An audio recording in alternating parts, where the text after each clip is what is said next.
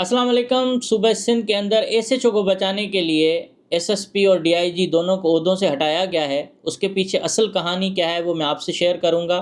इसके साथ साथ आसिफ जरदारी के ऊपर संगीन इल्ज़ामात लगाने वाले उनके साबिक दोस्त या मौजूदा दोस्त सरदार इस्माइल डाहरी जेल से गायब हैं, उसका कोई अता पता नहीं है। उस पर भी मैं आज इस प्रोग्राम में बात करूंगा। इसके साथ कंदकोट कश्मीर में अमन अमान की सूरत हाल इतनी ख़राब है कि एक मासूम बच्चे को अपने बाप के सामने गोलियां मारी गई हैं, जिसके मैयत रख के धरना दिया गया, लेकिन हुकूमत सिंध के ऊपर कोई उसका असर नहीं हुआ। और इसके साथ कराची में एक बड़ा संगीन वाक़या पेश आया है कि कैंसर के मर्ज़ में मुब्तला एक सहाफ़ी के घर में डकैती हुई है और उसको मारपीट करके उसकी सारी चीज़ें लेके गए हैं। बेचारा वो आखिरी स्टेज पर ज़िंदगी और मौत की कशमकश में है और उसको भी डाकुओं ने नहीं बख्शा है। तो अभी शुरुआत करते हैं कि सिंध के अंदर भाई हालात, चाहे वो मुआशी हों, सियासी हों, इंतज़ामी हों, अमन अमान का मामला हो, तमाम के तमाम हालात ख़राब हैं, बिगड़े हुए हैं, लेकिन हुकूमत सिंध के ऊपर कोई उनको असर नहीं होता और इनको कोई फ़िक्र नहीं है कि सूबे के अंदर क्या हो रहा है और किस तरह के हालात हैं। अब आप अंदाज़ा करें कि तहरीक इंसाफ से बेवफ़ाई करके पीपल्स पार्टी में शमूलियत अख्तियार करने वाले साबिक़ रुकने सिंध असम्बली शहरयार शर पर डाकुओं ने हमला किया। मतलब एक पूरा ग्रुप था जिसने हमला किया और उसमें ये इंकशाफ उसके बाद हुआ कि ये हमला किसी और ने नहीं बल्कि पुलिस ने खुद करवाया। मतलब कच्चे के रावती थाने के एसएचओ शकूर लाखो, जो गुज़िश्ता कई सालों से इसी थाने पर तैनात हैं, डीआईजीज़ और दीगर पुलिस के आला अफसरान इसके सपोर्टर रहे हैं। उसकी वजह यह है कि ये शकूर लाखो उनकी एटीएम मशीन है। तो उस शकूर लाखो को ये बात नागुज़िर गुज़री कि डाकू उमर शर जो क्रिमिनल हैं वहाँ के, जिसको कत्ल किया गया, अभी इस हमले में मारा गया और शहरयार शर खुशकिस्मती से बच गया। उस पर भी कई सवालात उठ रहे हैं कि वो कैसे बचे हैं, लेकिन जिसको अल्लाह रखे उसको कौन चखे वाली बात है। बहरहाल शहरयार शर ने इल्ज़ाम लगाया कि ये एसएचओ जो हैं इस हमले में मुलविस हैं और उसके बाद फिर एसएसपी ने बाज़ाब्ता तौर पर ऐलान किया कि एसएचओ उमर जो शकूर हैं लाखों उनके डाकुओं से ताल्लुकात हैं। उन्होंने एक निजी फ़ोर्स बनाई हुई थी डाकुओं के के ऊपर, और वो डाकू मिलके हमले भी करते थे, लोगों को अगवा भी करते थे और उनका जो पैसा था वो फिर इस्तेमाल होता था। अब इसमें क्या हुआ है कि हुकूमत सिंध ने एसएसपी जिसने संगीन इल्ज़ामात आयद किए अपने बड़े साहब जो डीआईजी सक्खर हैं पीर मोहम्मद शाह, उनके ऊपर उस पर इंक्वायरी होने के लिए कमेटी तो बनाई गई है 3 रुकनी, लेकिन उन दोनों को ओहदों से फ़िलहाल हटाया गया है। पीर मोहम्मद शाह एक पावरफुल बंदा है, उसको हटाने के पीछे एक वजह ये थी कि अगर सिर्फ़ एसएसपी को हटाया जाता तो फिर सोशल मीडिया पर बहुत ज़्यादा शोर होता कि भाई आपने जो है ना एसएसपी की कुर्बानी दे दी और उनको हटाकर ज़्यादती की, क्योंकि सारी सोशल मीडिया पर जो हिमायत थी वो एसएसपी की ज़्यादा थी। इसलिए हुकूमत ने ये सोचा कि फ़िलहाल इस मामले को रफ़ा दफ़ा करने के लिए, ठंडा करने के लिए दोनों को हटाते हैं और बाद में एसएचओ को बचाना मकसूद है तो एसएचओ को किसी भी सूरत में बचा लेंगे। अब आप पावर ऑफ एसएचओ देखें कि एसएचओ शकूर लाखो, जिसको हथकड़ियाँ लगा के पहले दिन अदालत में पेश किया गया था, वो अब दन दनाते बख्तरबंद गाड़ी में आता जाता है और मुस्कुराता हुआ फ़तह का निशान दिखाता है। तो रीज़न ये है कि एक एसएचओ जिसके ऊपर एसएसपी ने संगीन इल्ज़ामात लगाए, वो इस वक्त बिल्कुल ये साबित कर रहा है कि ये रियासत में एसएचओ की पावर क्या है और क्यों डीआईजी उसके सपोर्ट में थे। क्योंकि डीआईजी के साथ वो शुरू से रहे हैं और ये इल्ज़ाम है कि डीआईजी पीर मोहम्मद शाह के वो फ्रंट मैन हैं। कच्चे के अंदर से जितनी भी माल व मिल्कियत है, अगवा बराए तावान का पैसा है, क्रिमिनल लोगों की सपोर्ट हो, ज़मीनों पर कब्ज़े हैं, वो सब शकूर लाखों के ज़रिए होता था और डीआईजी उनसे मुस्तफ़ीद होते थे। और कई डीआईजी, ना सिर्फ डीआईजी बल्कि सरदारों को भी ये पैसा जाता था। इस तरह से ये लिस्टें बनती थीं, रेकी होती थी और कच्चे से लोग उठकर शहर में आके लोगों को अगवा करके जाते थे। तो इसलिए एसएसपी हफीज़ बुगटी ने इस बात का भी इंकशाफ किया कि कच्चे के लोगों को कोई पता नहीं है कि पक्के पे क्या हो रहा है, असल में पक्के से लोगों को उठाने वाले अलग लोग हैं। तो डीआईजी पर संगीन इल्ज़ामात थे, फ़िलहाल डीआईजी को भी हटाया गया اور اب ایس ایچ او کو بچانے کی بھرپور کوشش کی جا رہی ہے، اور اس میں غلام نبی میمن خود کیونکہ گھوٹکی میں بھی رہ چکے ہیں، اور ان کو بھی اس طرح کے لوگ پیارے ہیں کہ جو کرپشن کریں. اور ضیاء الانجار تو ماشاءاللہ آپ کو پتہ ہے اس کی لیول کیا ہے وزیر داخلہ بننے کی، تو اس کو تو یہ ساری صورتحال سے فائدہ اٹھانا ہے. فی الحال اس معاملے کو ٹھنڈا کیا گیا ہے تاکہ ایس ایچ او بچایا جا سکے، اور اس سے وہی بات کہ power of S H O یہ ہے کہ 2 افسران کو وہ کھا گیا ہے.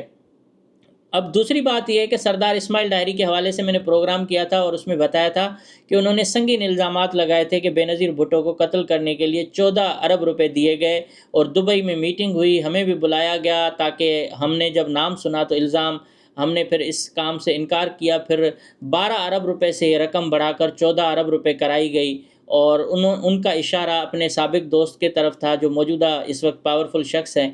اس اسماعیل ڈائری کے بارے میں ان کی فیملی نے ایک بار پھر کہا ہے کہ اسماعیل ڈائری جیل سے غائب کر دیے گئے ہیں اور اس کا کوئی اتا پتہ نہیں ہے. اب اسماعیل ڈائری کا حشر کیا ہونے والا ہے کوئی معلوم نہیں ہے، لیکن یہ خدشہ ہے کہ ضیاء الانجار کے ذریعے سندھ پولیس یا جیل پولیس ان کو قتل کرنا چاہتی ہے، اور ان کے پاس بہت سارے راز ہیں فریال ٹالپور کے، آصف زرداری کے. اس لیے اس کو راہ سے ہٹانا بڑے عرصے سے اس پر جو ہے نا ایک کیا کہیں کہ غور ہو رہا تھا کہ اس کو کسی بھی طرح سے ہٹایا جائے تاکہ یہ معاملہ ہمیشہ کے لیے دب جائے. اب اس معاملے میں آپ دیکھیں کہ آصف زرداری پریزیڈنٹ آف پاکستان ہے، صوبے کے اندر ان کی حکومت ہے، اور جو ایجنسیز ہیں وہ بھی ان کے انڈر آتی ہیں.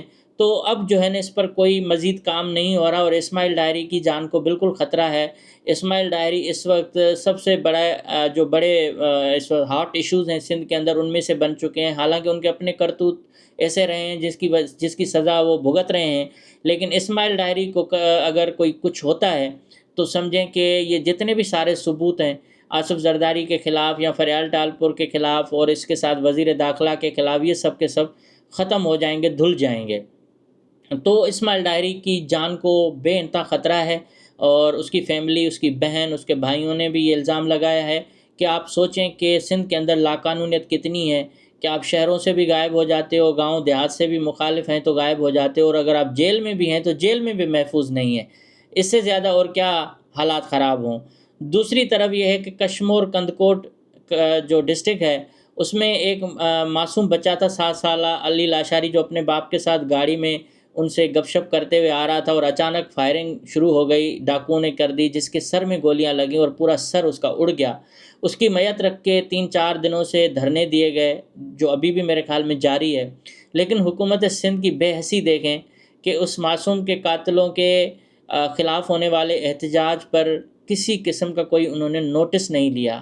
وہاں کے جو M N A M P As ہیں انہوں نے بھی نوٹس نہیں لیا، اور معصوم بچے کا جس طرح سے بے رحمانہ قتل ہوا ہے اس کا باپ اس پر پاگل ہو چکا ہے، اور وہ میت کے برابر میں بیٹھ کے ایسی باتیں کر رہا تھا جس کی ویڈیو اگر میں چلاؤں تو شاید مجھے اجازت ہی نہ ملے.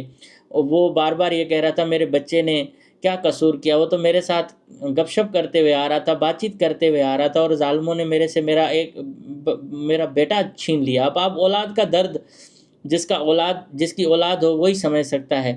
تو اتنا امن امان کا معاملہ خراب ہے کہ ڈاکو کسی کو نہیں بخش رہے، کسی کو نہیں دیکھ رہے کہ کوئی معصوم بچہ جا رہا ہے، بچی جا رہی ہے، خاتون جا رہی ہے، کوئی بزرگ جا رہا ہے، کسی کو بھی یہ نہیں بخشا جا رہا. اور اسی حالات کے اندر سردار جو ہیں بڑے بڑے پاورفل لوگ وہ آرام سے آتے جاتے رہے ہیں، آرام سے ان کی آمد و رفت ہو رہی ہے، ان کو کوئی نہیں روک رہا. نہ صرف سردار بلکہ ان کے بچے وہ بھی محفوظ ہیں، ان کی گائیں بھینسیں بھی محفوظ ہیں. محفوظ نہیں ہیں تو کوئی عام بندہ نہیں ہے. اب اس کے ساتھ ساتھ کشمور کندکوٹ کو چھوڑیں، سندھ کے دارالحکومت کراچی میں گلشن اقبال کے ایریا میں کینسر کے مریض ہمارے دوست ہیں ذیشان احمد. یہ بڑے صحافی تھے، اچھے صحافی تھے، بس اللہ پاک نے کون سا ایک کہتے ہیں کہ ایک ایسا ٹائم آیا کہ ان کو کینسر دے دیا، اور وہ اس کینسر کے مرض میں وہ ایسے مبتلا ہوئے کہ ایک ہینڈسم نوجوان تباہ ہو گیا. اب بھی ان کا علاج جاری ہے، کئی بار ان کا سنگاپور سے بھی شاید علاج ہوا، شوکت خانم سے بھی ان کا علاج چل رہا ہے. وہ اپنے سب کچھ بیچ باچ کے علاج پہ اس نے لگا دیا، گھر بیچا، گاڑیاں بیچیں. اب جو ہے وہ کرائے کے مکان میں رہتے ہیں، اس کا کوئی پرسان حال نہیں ہے. ان کی وائف نے بھی مجھے 3-4 میسج کیے کہ اپیل کریں کہ ہماری کوئی مالی مدد ہو سکے، ہمارا علاج میرے شوہر کا ہو سکے. لیکن اس کے دوران کیا ہوا کہ وہ بیچارہ گھر کے اندر اکیلا تھا، اس کی فیملی باہر گئی ہوئی تھی اور ڈاکو ان کے گھر میں گھسے اور ان کے تمام چیزیں جو ان کے پاس تھیں وہ لوٹ کر چلے گئے ہیں۔ پہلے آپ ویڈیو دیکھیں، پھر میں اس پر مزید بات کرتا ہوں۔ السلام علیکم، یہ الیان یوسف پلازا، زینہ نمبر 37 C182۔ ابھی ٹائم ہو رہا ہے تقریباً 1-1.5 بجے تک ٹائم ہو رہا ہے، اور یہ C182 میں 2 ڈکیت گھسے یہ فلیٹ کے اندر۔ یہ دیکھیں آپ، یہ پورا جو ہے یہ سارا توڑ پھوڑ کر کے، اور انکل اکیلے تھے، باقی فیملی انتقال میں گئی ہوئی تھی۔ سارا کیش ویش لے گئے، انکل کا والیٹ لے گئے، انکل کو مارا ہے، انکل کی کونی پہ مارا ہے، انکل کی یہاں گردن پہ مارا ہے۔ یہ انکل بیٹھے ہیں ہمارے یوسف پلازا کے، بہت پرانے ہیں یہ، اور یہ پورا گھر کو انہوں نے جو ہے وہ فرصت سے، دیکھو آپ یہ دیکھیں، فرصت سے آپ نے ان لوگوں نے جو ہے وہ ڈکیٹی ماری ہے۔ انکل بیچارے بیچ میں فالج بھی تھا، تھوڑے سے فالج کے وہ بھی ہیں، تو مقابلہ نہیں کر سکے۔ 2 بندے تھے، اور یہ ابھی ریسنٹلی نیچے اتر ہم لوگ یہاں اوپر پہنچے ہیں۔ تو برائے مہربانی آپ لوگ بھی احتیاط کریں، اور جو ہے یہ یوسف پلازا تھانے سے التجا ہے کہ اس معاملے کو دیکھیں۔ شکریہ۔ آپ نے یہ ویڈیو دیکھی، کس حد تک یہ حالات خراب ہو چکے ہیں، کس حد تک ہم گر چکے ہیں کہ ڈاکوؤں نے کینسر کے مریض کو بھی نہیں چھوڑا، جس کی زندگی کا کوئی عطا پتہ نہیں ہے کہ کب تک یہ رہیں گے۔ کراچی پریس کلب کے رکن ہیں، اس کے ساتھ بیچارے کے اوپر، ہر کسی کے اوپر اللہ نہ کرے ایسے حالات آ سکتے ہیں۔ اس حد تک اس کے حالات خراب ہیں کہ آپ سوچ سکتے ہو کہ وہ بیچارہ بے یار و مددگار پڑا ہوا ہے، اس کے گھر میں کوئی چیز نہیں تھی۔ یہ کچھ پیسے جو لوگ ان کو دے کے گئے تھے، ایسے مالی مدد کرتے ہیں، گھر کا کوئی کرایہ دے کے جاتا ہے، کوئی ان کے بچوں کو اخراجات ان کے چھوٹے موٹے ہوتے ہیں، ان کے مد میں ان کو دیتا ہے، وہ بھی ان سے چھین کے لے کے چلے گئے ہیں، ان کو مار پیٹ بھی کی ہے۔ تو میں آپ کو اس فورم سے اپیل کرتا ہوں کہ آپ لوگ بڑھ چڑھ کے اس کی مدد کریں تاکہ یہ علاج کروا سکے۔ میں ان کا اکاؤنٹ نمبر جو ہے وہ ان کا فون نمبر اس میں ڈال دیتا ہوں ڈسکرپشن میں، اس کے ساتھ ان کا اکاؤنٹ، اپنا ذاتی اکاؤنٹ ہے۔